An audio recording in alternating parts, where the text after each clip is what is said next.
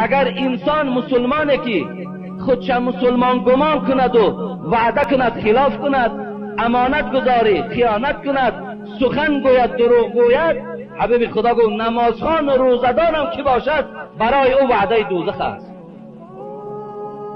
برادر عزیز و گرامی، کوشش کنین دادر عزیز، از مؤمن‌های باشید که دروغگو نباشید، از مؤمن‌های باشید که در وعدتان خلاف نداشته باشید، از مؤمن‌های باشید که در امانت خیانت نکنید، تا که شما را نام مؤمنی تان برداشته می شود و شما عنوان منافقی داده می شود. پروردگار منافق الک وعده داد که جای او کجاست.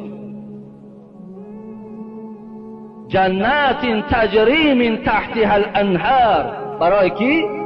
برای آن کسانی که در دنیا ایمان آوردند.